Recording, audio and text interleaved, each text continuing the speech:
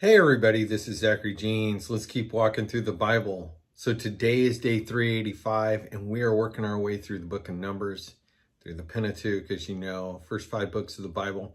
And we are working our way through the whole of the Old Testament now, having done the New Testament last year. So today we're going to be looking at chapter 30 through 34, Lord willing. And I always say Lord willing, my best of intentions. And it's quite a bit of text, but there are some sections we'll be skipping over. I want to encourage you right now to go ahead and hit pause after we pray and take the time to go ahead and just kind of read over the text. Even if you just skim it, just so that you're familiar with the parts which we're going to read over and the parts which we're going to pass over, just for the sake of reading out a list of names. We'll talk about what those names mean, those places, but we aren't going to read out, a list of, here's the border of this and here's the border of that. And they went from this place to this place to this place and to that place. But we'll talk about the importance of those things. So we'll say thank you. Thanks for loving. Thanks for liking. Thanks for passing me on to others. Continue to please pray for me. If you do want to support me, I do have a couple people that continue to support and just, give to what I'm doing here. And I appreciate you. You can always do that at Ko-Fi. So ko-fi.com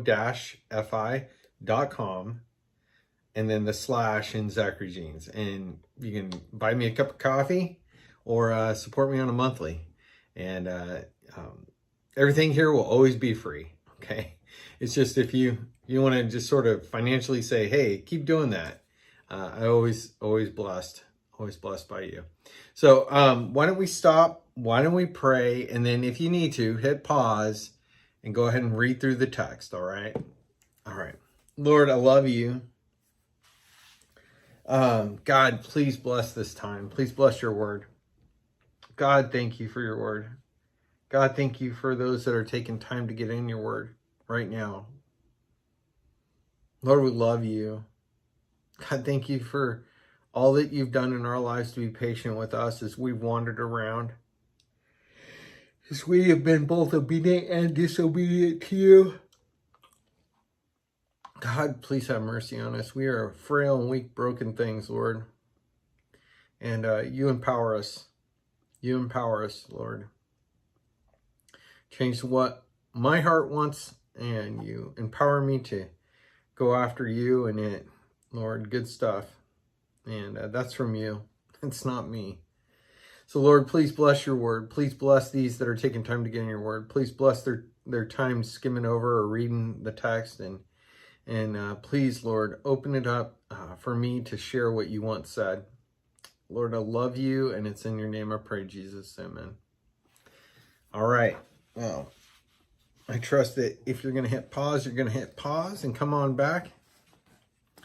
We are going to pick it up here in chapter 31.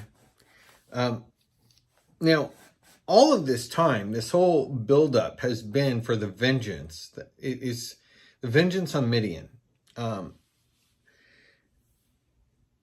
of these tribes, all these families, well, the vast majority of them have some relation to one another.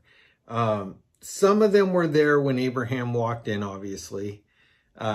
There were existing peoples, but there are descendants of Abraham through his other wives and concubines, and also then through the various children that had kids like Isaac and Jacob and their relations, and obedient kids and less obedient kids. So the Midianites are a descendant in relationship to them, and Moses' father-in-law was a Midianite, but the people by and large were in rebellion against God, and Balak the king had asked the prophet Balaam to come curse him. And of course, we read the story, we talked about it at length. Balaam has kind of a mixed story there where he's both being obedient and disobedient at the same time. He's trying to walk the line, right? He's trying to get something out of the deal, and at the same time he does know that God's not mocked, and And he nearly gets himself killed by the angel of the Lord, right? But his donkey speaks up, and the Lord opens the mouth of his burrow, and he's riding there. And anyway, long story short, we find out from Peter, and we'll find out in this passage, that Balaam was working a side hustle. And he wasn't cursing the children of Israel, but he was sort of letting them know how to get them to go sideways and go against God. And we saw a bit of that. We saw some of the zeal of Phinehas, right? The son of Eleazar, son of Aaron, the high priest, that went and dealt with somebody who was just a couple leaders of families or children of leaders of families that were sort of flaunting their relationship in front of everyone. And this is in spite of the Lord saying, no, I'm sending you in and I want you to take them out because they are guilty of a bunch of crimes as a group. So, all right. So chapter 31, verse 1. The Lord spoke to Moses, saying, avenge the people of Israel on the Midianites. Afterward, you shall be gathered to your people. So, Moses, this is your last role. This is it. So Moses spoke to the people, saying, arm men from among you for the war, that they may go against Midian to execute the Lord's vengeance on Midian. You shall send 1,000 from each of the tribes of Israel to war. So there were provided out of the thousands of Israel 1,000 from each tribe, 12,000 armed for war. And Moses sent them to war, 1,000 from each tribe, together with Phinehas, the son of Eleazar, the priest, with the vessels of the sanctuary and the trumpets for the alarm in his hand. They warred against Midian, as the Lord commanded Moses, and killed every male. They killed the kings of Midian with the rest of their slain. And there's a list of the names there. There are 5 kings. And they also killed Balaam, the son of Beor, with a sword. So they killed a prophet, right? It's kind of funny. Like, he thought he was going to slide by here, right? And the people of Israel took captive the women of Midian and their little ones, and they took as plunder all their cattle and flocks and all their goods, all their cities and the places where they lived, and all their encampments they burned with fire, and took the spoil and all the plunder, both of man and beast. They totally took all the possessions. They wiped out all the fighting men, and then they brought the rest of the captives and plunder and spoiled Moses, Eleazar the priest, the congregation of the people of Israel, the camp. They brought it out to the camp there where they were staying on the plains of Moab by the Jordan. That's the Jordan River at Jericho. So Moses and Eleazar the priest and all the chiefs of the congregation went to meet them outside the camp. Moses was angry. He's angry after they decided this victory, right? He's angry with the officers of the army, the commanders of the thousands, the commanders of hundreds who had come from service in the war. Moses said to him, have you let all the women live? Behold, these, on Balaam's advice, caused the people of Israel to act treacherously against the Lord in the incident of Peor. And so the plague, remember that plague? 24,000 people dropped dead in Israel. So the plague came among the congregation of the Lord. Now therefore, kill every male among the little ones, kill every woman who has known man by lying with him. But all the young girls who have not known a man by lying with him, keep alive for yourselves, and camp outside the camp 7 days. Whoever of you has killed any person, whoever has touched any slain, purify yourselves and your captives on the 3rd day and on the 7th day. So you'll purify every garment, every article of skin, all works of goat hair, and every article of wood. War's brutal. And wars back here in how they conducted war, this is utterly brutal. And it's hard for our ears to hear in the day in which we live. We have rules of war now. And that's not to say that they aren't violated. our rules of war in the modern world. And even with those rules, it's absolutely horrific, right? But there are certain rules that we adhere to in war, or supposed to. Like, there are certain kinds of weapons you aren't supposed to use against soldiers. Like, there's a level of caliber of round of a bullet that you aren't allowed to fire through an automated machine gun into soldiers. Um, and but there's a smaller one that you're allowed to, right? There's rules about when you capture captives. You aren't, once they're a prisoner, you aren't allowed to treat them like a combatant. So now they're in our modern warfare, when they're captured, a person's captured, then you can't be like, aha, you don't have your weapons, and then shoot them, right? That's against the rules. Okay.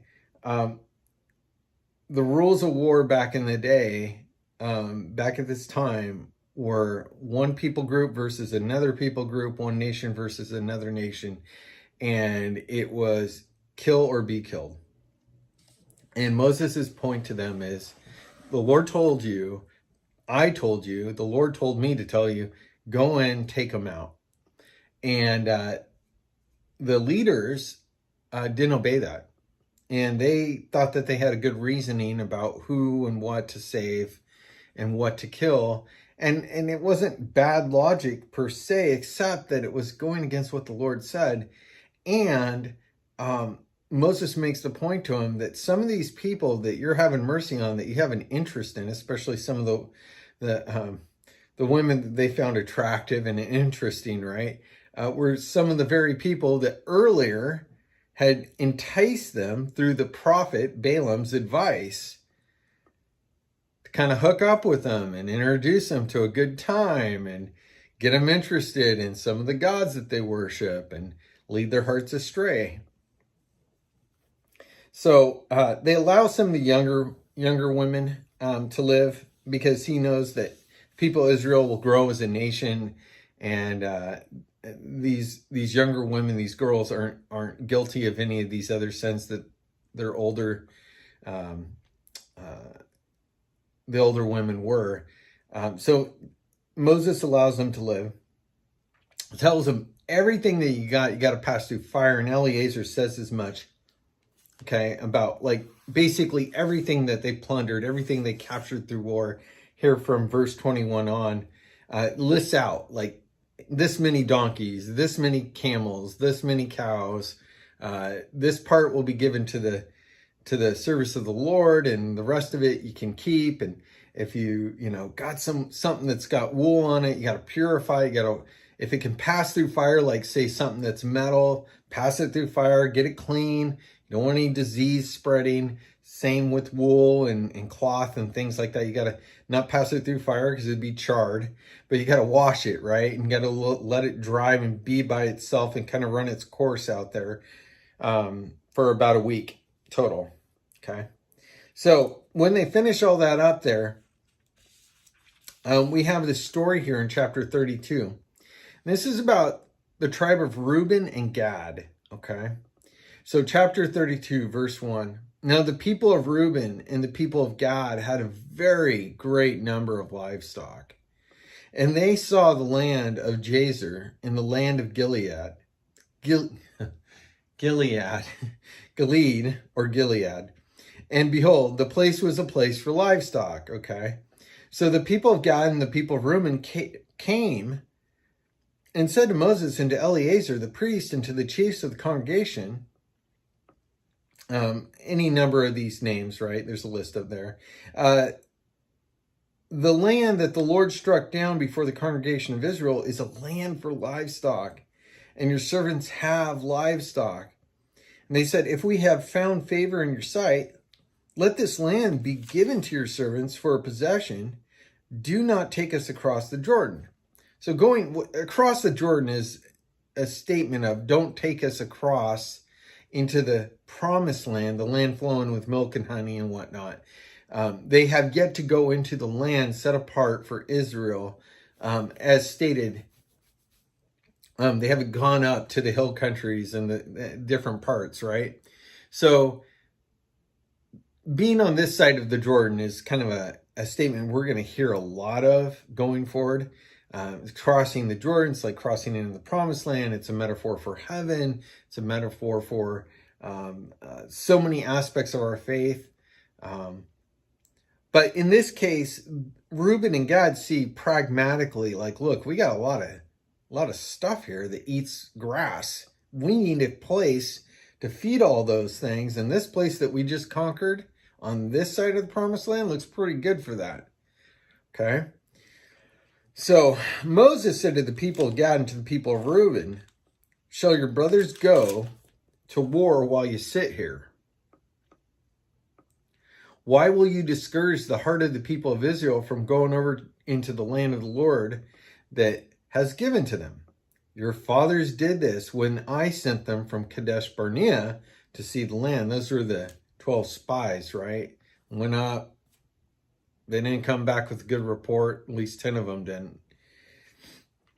And the Lord's anger was kindled on that day, and he swore, saying, surely none of the men who came up out of Egypt from 20 years old and upward shall see the land that I swore to give to Abraham, Isaac, and Jacob, because they haven't wholly followed me.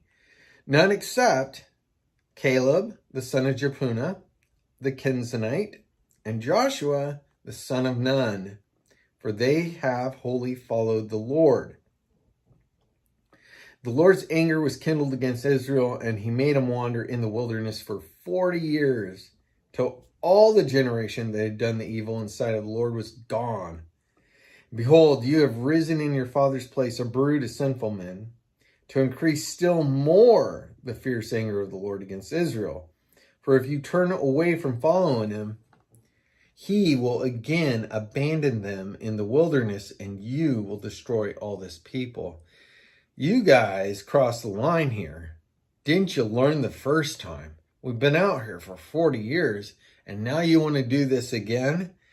I can't even believe it, Moses is basically saying. This is insane. God is going to judge us even harder, and he's going to wipe out everyone who's here. Okay, so what's the response? Okay, so then they came near to him and said, we will build sheepfolds here for our livestock and cities for our little ones. But we will take up arms ready to go before the people of Israel until we have brought them to their place. And our little ones shall live in the fortified cities because of the inhabitants of the land.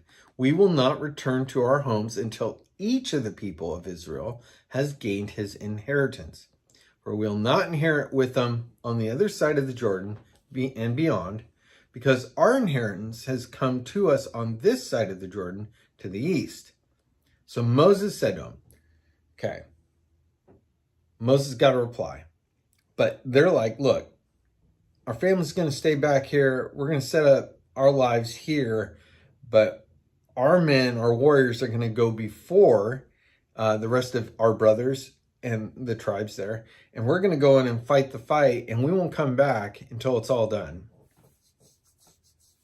So Moses said to him, if you'll do this, if you'll take up arms and go before the Lord for war, and every armed man of you will pass over the Jordan before the Lord until he has driven out his enemies from before him, and the land is subdued before the Lord, then after that you shall return and be free of obligation to the Lord and to Israel.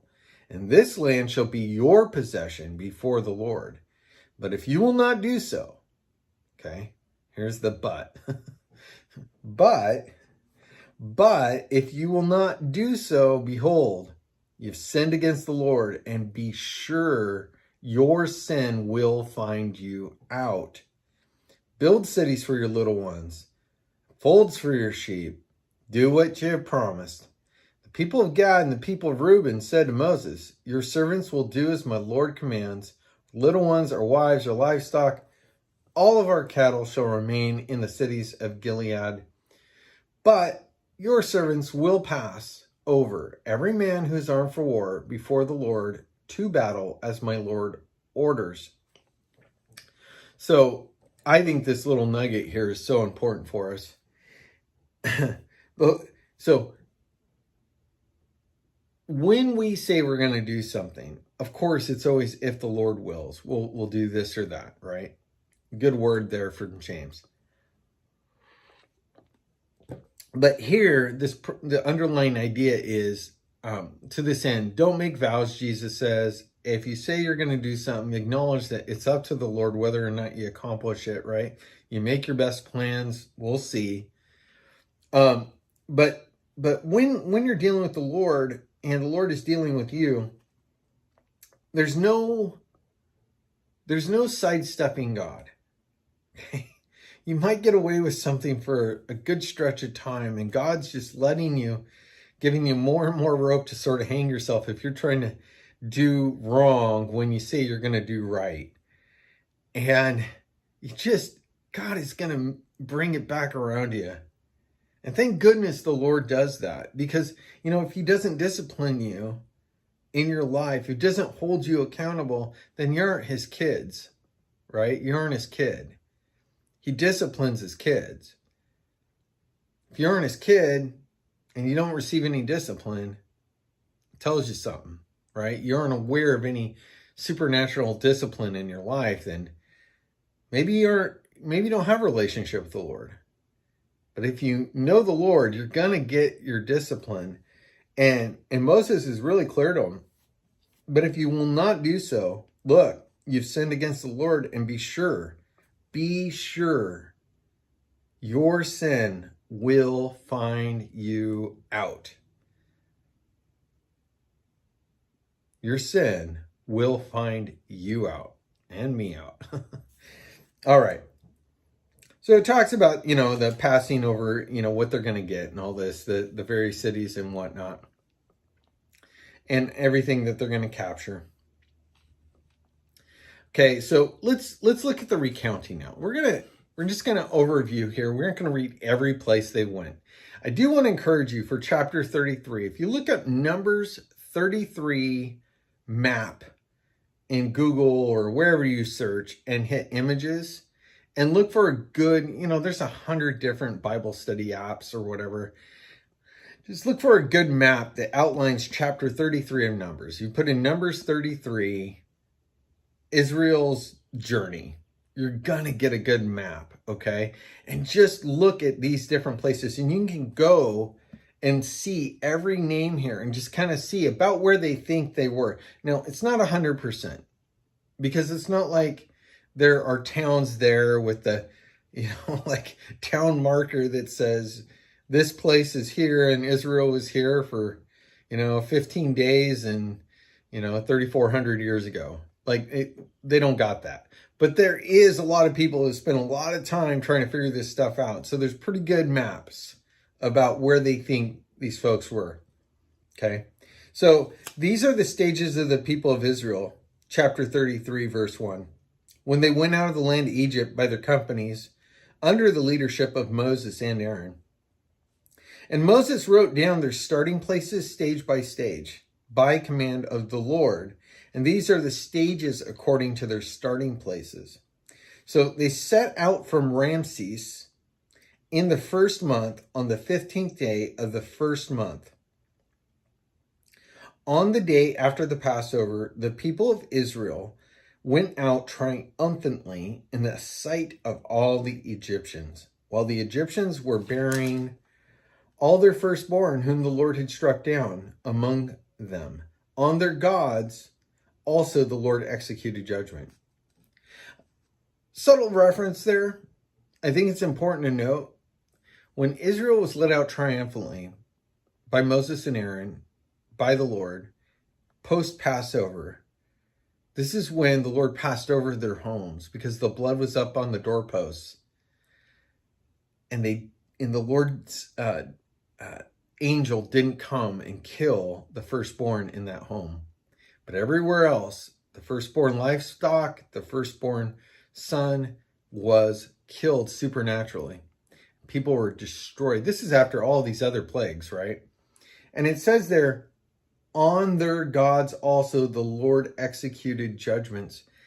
I don't take that to mean like they're empty sort of images of gods. I take that to mean the spiritual entities okay, small g gods, the spiritual entities, these fallen angels that were in rebellion and imbuing these various images that were given to this people group, the Egyptians, as little g gods of power, that God executed judgment on them here on earth in this time frame, and that ultimately there will be an ultimate judgment, right? That many of the demons refer to, and all the spiritual forces know is coming. Mind you, I think that there's a good component of them that are still deceived and think that they're somehow going to win, right? Like, I think that sometimes we as Christians think that the enemy, the spiritual enemies especially, well, you know that God's real and you know what the Bible says, spiritual entity. Don't you understand how this all ends? And they're over there on the other side of rebellion going, no, we're not going to lose. That's just him, projecting what he thinks. God's projecting what he thinks. But we think we got a way around all this, right? But I think history shows, and even just the Bible shows, that God's not, God wins over and over and over again, despite some short-term gains by the enemy. But this little battle on their gods also, the Lord executed judgments. It'd be fascinating to really see. I don't think we're just talking about the various plagues. Like, I think that that's like the physical manifestation of those battles. But I think that there are judgments on those spiritual entities that went down that time frame. Okay, so the people of Israel set out from Ramses, verse 5, camped at Succoth. And they camped from Succoth and camped at Etham, which is the edge of the wilderness, and then so on and so forth. They're going to go through all these different places, right? And again, I would pop in these coordinates, Numbers 33, Journey of Israel, and look at a map. It's so great, okay? So let's draw on down here to verse 50. We're going to just finish up here with the driving out of the inhabitants, kind of what went down. And the Lord spoke to Moses in the plains of Moab by the Jordan at Jericho, saying, speak to the people of Israel and say to them, when you pass over the Jordan into the land of Canaan, then you shall drive out all the inhabitants of the land from before you, and destroy all the figured stones, and destroy all their metal images, and demolish all their high places. And you shall take possession of the land and settle in it. For I have given the land to you to inherit and possess it. Or rather, to possess it. You shall inherit the land by lot. Okay, by random, not so random, but random lot, like casting lots. It's like a lottery. According to your clans. To a large tribe you shall give a large inheritance, and to a small tribe you shall give a small inheritance. Wherever the lot falls for anyone, that shall be his. According to the tribes of your fathers, you shall inherit. But, here's another but. But if you do not drive out the inhabitants of the land from before you, then those of them whom you let remain shall be as barbs in your eyes and thorns in your sides. They shall trouble you in the land where you dwell, and I will do to you as I thought to do to them. Obey me. You better go in and execute my judgments against them, for those people groups have sinned against me. They have high places worshiping evil spiritual entities that are at war with me in the heavens, as it were, and are trying to corrupt my vision and my plan to redeem the people of the world and to send my glory out. And they are attempting to corrupt that, and these people are adhering to that full-heartedly, fully, willingly for hundreds and hundreds of years.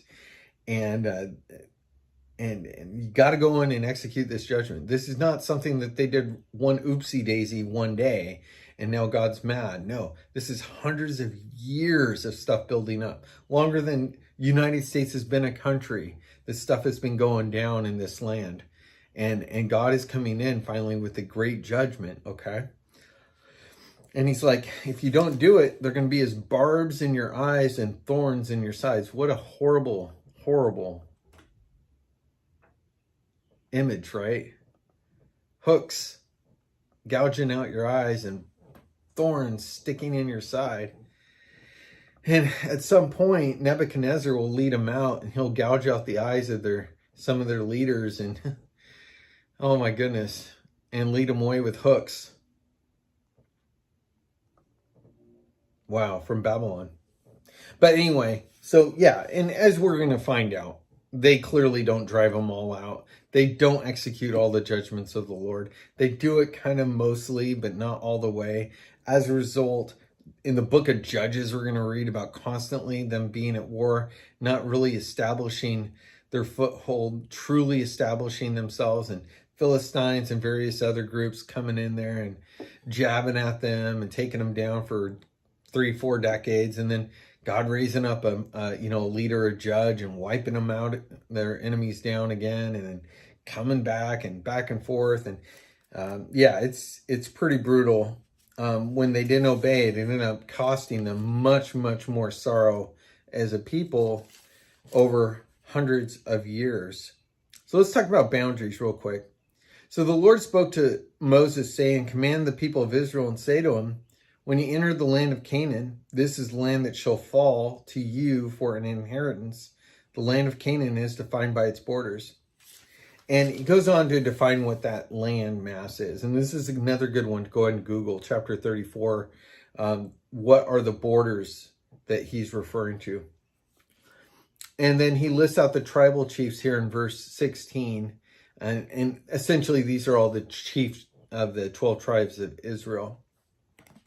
And Moses is setting up this is his final statements. Now, Deuteronomy is a whole nother encapsulation of the whole journey, as it were. And I love Deuteronomy. I think it's a great book. It summarizes so much and highlights so many important stories and does so with good narrative.